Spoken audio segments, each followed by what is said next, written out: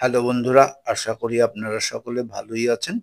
আমি Sandeep, civil information বাংলার পক্ষ থেকে সকলকে স্বাগত জানাই। তো আজকের বিষয় থাম্বনেল দেখে অবশ্যই বুঝে গেছেন। তো আসা যাক বিষয়ে। তো আজকে আহ, যে বিষয়টা আলোচনা করব সেটা হচ্ছে কংক্রিট ভলিউম অফ স্টেয়ারকেস। মানে একটা সিঁড়ি বানাতে গেলে কতটুকু আমাদের কংক্রিটের প্রয়োজন হবে। তো এখানে একটা সিঁড়ির সেকশন আছে আর একটা প্ল্যান আছে। তো এই সিঁড়িটা চওড়া হচ্ছে কত, এক একটা ফ্লাইটের চওড়া হচ্ছে 3 ফুট করে, এই ল্যান্ডিংটাও 3 ফুট। ট্রেড 10 ইঞ্চি, আর এই যে রাইজার 6 ইঞ্চি। এই সিঁড়িটাতে কতটা কংক্রিটের প্রয়োজন হবে সেটাই বের করব। দেখুন, আমাদের কংক্রিটের ভলিউম জানতে গেলে আমাদের কিছু ইনফরমেশন খুব প্রয়োজন, যেমন থিকনেস অফ ওয়েস্ট স্ল্যাব বলতে এই যে এই থিকনেসটা কত, এটা 5 ইঞ্চি। এবং ল্যান্ডিং এর থিকনেস কত, এই যে ল্যান্ডিং, এটাও 5 ইঞ্চি। ল্যান্ডিং সাইজ হচ্ছে এইভাবে, যেহেতু এটা ফার্স্ট ফ্লাইটের হিসাবটা করব, তো এটাও 3 ফুট, এটাও 3 ফুট। তাহলে ল্যান্ডিং সাইজ হচ্ছে 3 ফুট বাই 3 ফুট। ট্রেড তো বললাম 10 ইঞ্চি, raiser 6 inch.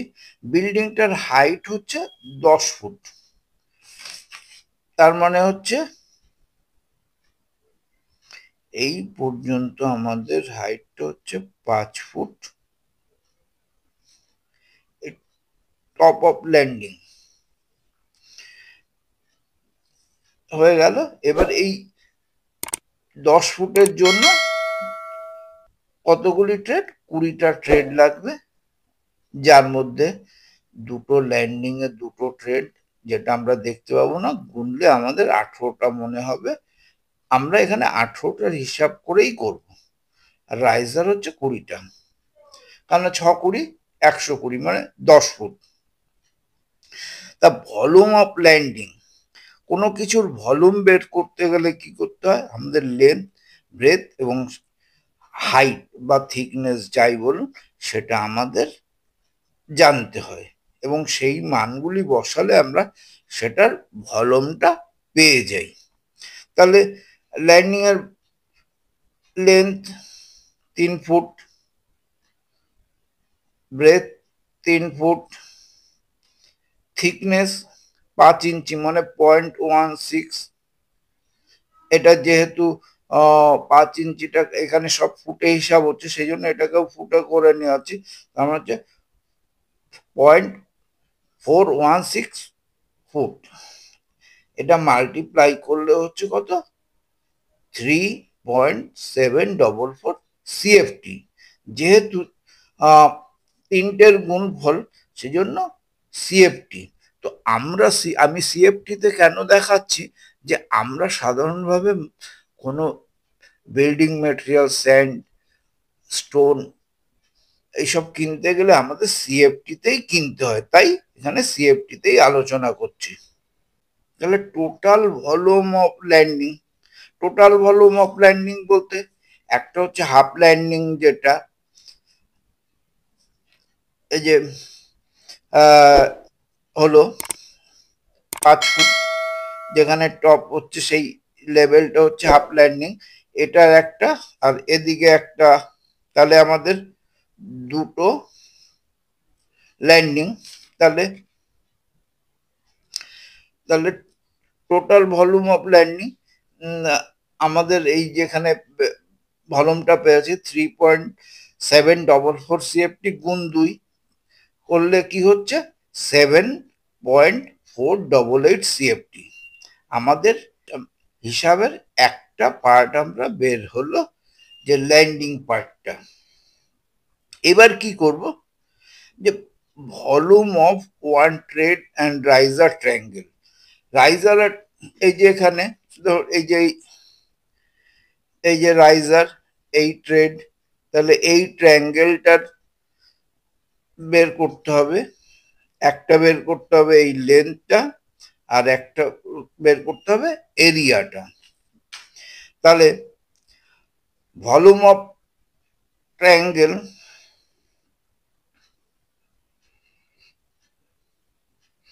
Volume of one trade and raiser triangle, তাহলে আমরা জানি যে এরিয়া ইন্টু লেন্থ।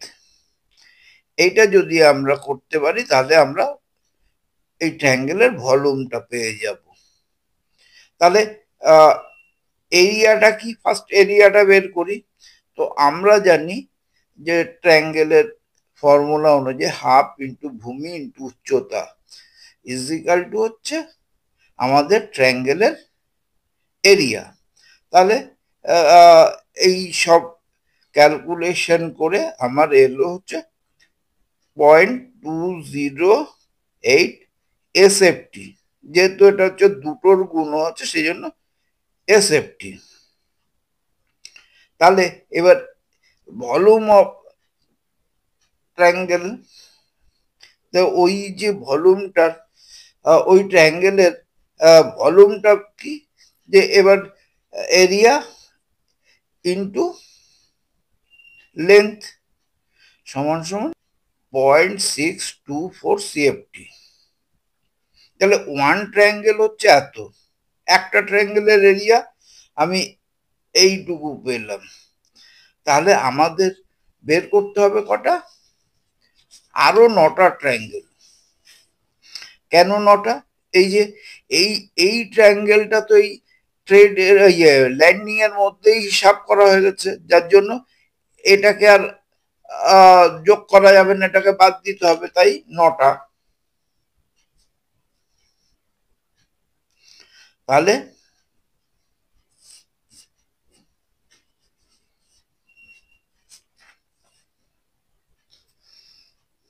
তাহলে 9 ট্রায়াঙ্গেল ভলিউম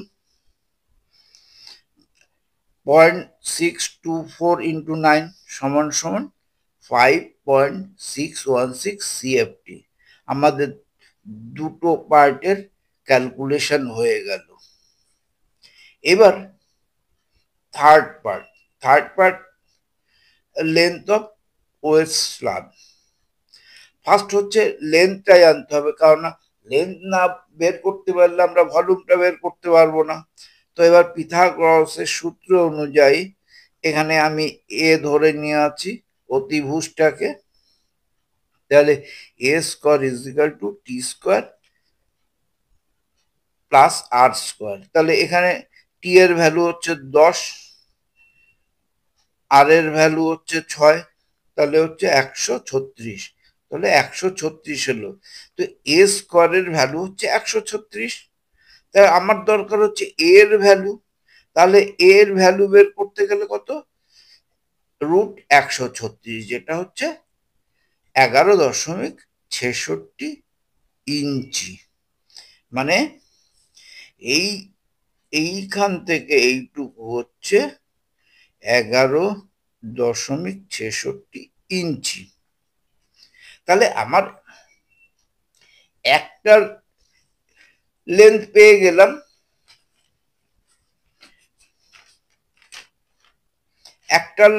গেলাম, তাহলে আমাদের 9টার ক্ষেত্রে কত হচ্ছে, লেন্থ অফ ওয়েস্ট স্ল্যাব সমান আমাদের 9 গুণ হবে। তাহলে একটা হচ্ছে 11.66 গুণ 9 সমান 104.94 ইঞ্চি, সেটা হচ্ছে রাউন্ড 105 ইঞ্চি। তো এবার আমাদের সবই তো ফুটে হিসাব হচ্ছে, তো এবার 105কে 12 দিয়ে ভাগ করলে কত হচ্ছে, 8.75 ফুট।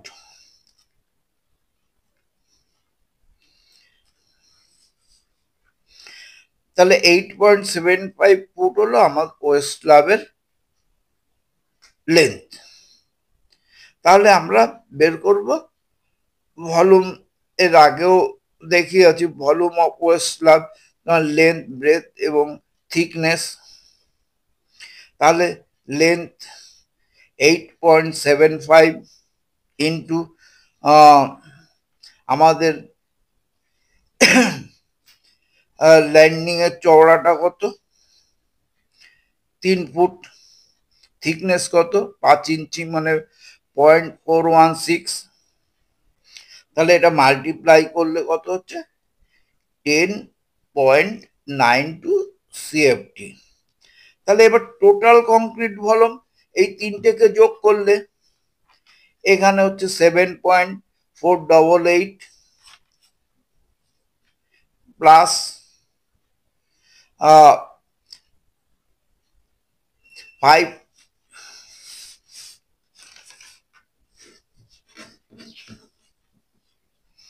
5.616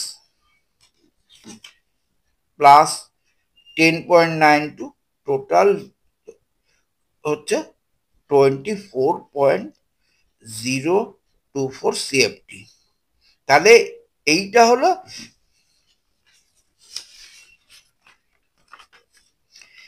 হলো একটা ফ্লাইটের ভলিউম। তো আমাদের যেহেতু এটা 2 ফ্লাইটের, তাহলে total concrete volume of 2 flight, তাহলে 24.04 ইন্টু 2 সমান সমান 48.048 CFT। তাহলে আমাদের ওই মাপের স্টেয়ারটা জন্য আমাদের কংক্রিটের প্রয়োজন, এই পরিমাণ কংক্রিটের প্রয়োজন হবে। যদি এইভাবে ছোট ছোট হিসাব করে বের করা হয় তাহলে খুব সহজেই সিঁড়ির কংক্রিটের ভলিউমটা আমরা বের করে ফেলতে পারবো। আশা করি বোঝা গেছে।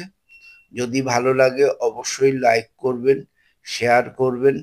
চ্যানেলে প্রথমবার হলে অবশ্যই সাবস্ক্রাইব করতে ভুলবেন না।